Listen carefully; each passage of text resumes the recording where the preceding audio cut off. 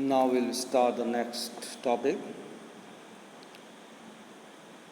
that is types of radar.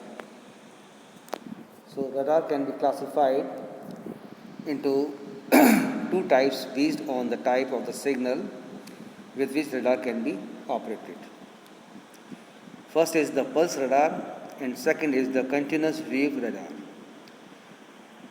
The radar which operates with the pulse signal is called the pulse radar. Pulse radars can be classified into following two types based on the type of the target it detects. That is basic pulse radar, and other one is the moving target indicator or indication radar.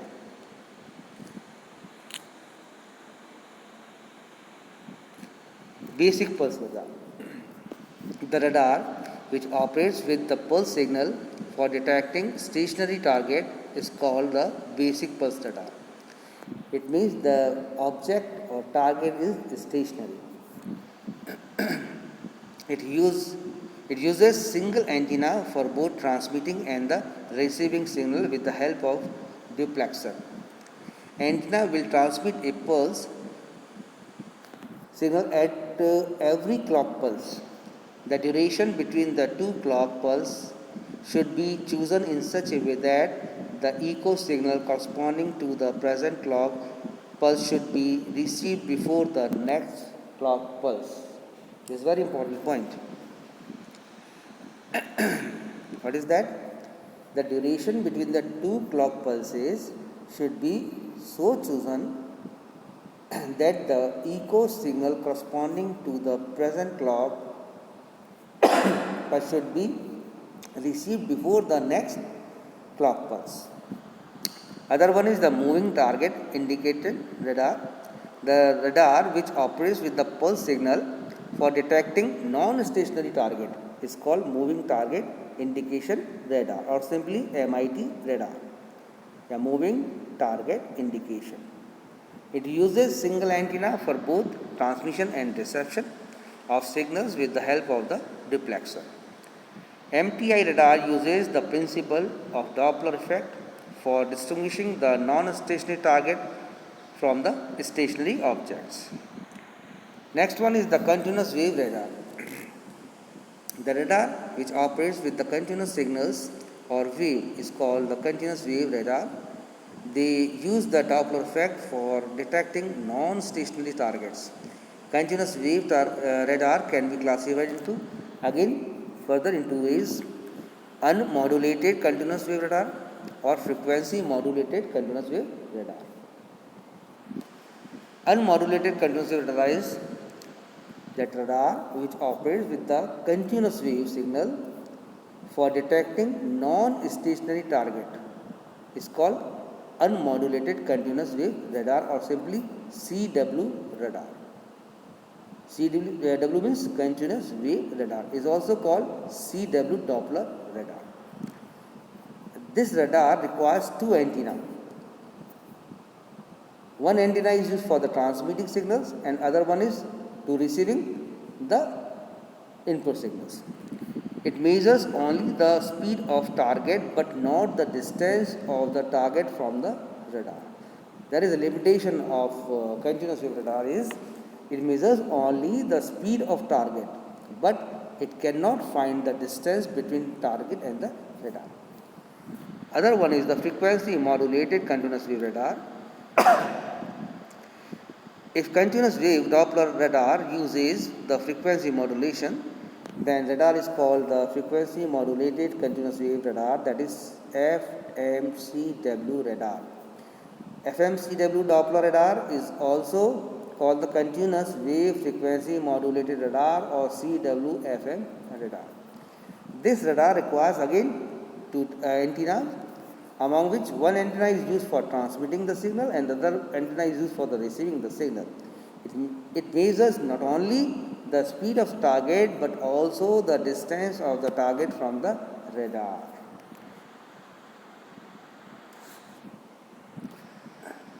This is a block diagram of the pulse radar system. The radar which operates with the pulse signals for detecting stationary target is called basic pulse radar or simply pulse radar. This is a block diagram. Uh, this pulse radar uses the single antenna for both transmitting and the receiving signals with the help of duplexer. Again, now we see there is a pulse modulator, then transmitter, and this is duplexer. And this is antenna, only one antenna is there. It means it transmits as well as it receives the signal from the target, and after duplexing, again this complete circuit is there and it shows the figure. Okay.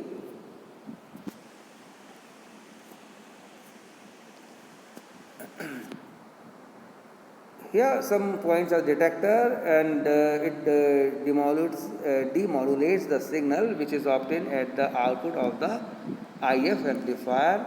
Again, video amplifier is the amplifies the video signal which are obtained at the output of the detector. Display, in general, it displays the amplified video signals or in the CRT tubes, etc. Now, second one is the Doppler effect.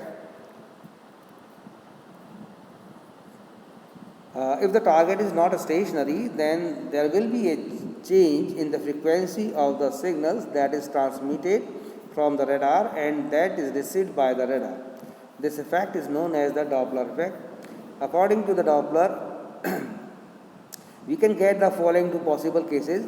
The frequency of the received signal will increase when the target moves towards the direction of the radar. Second one is the frequency of the received signal will be decreased when the target moves away from the radar. Now, this is the derivation of Doppler frequency. If the distance between radar and the target is nothing but the range of the target, or simply range is r. Therefore, the total distance between the radar and the target is in a two-way communication path will be twice r. Since radar transmits a signal to the target and according to the target sends an echo signal to the radar. If lambda is one wavelength, then the number of wavelengths n that are present in two-way communication path between the radar and the target will be equal to twice r upon lambda. Now we know that the one lambda or one wavelength lambda corresponds to the angular excursion of 2 pi radians.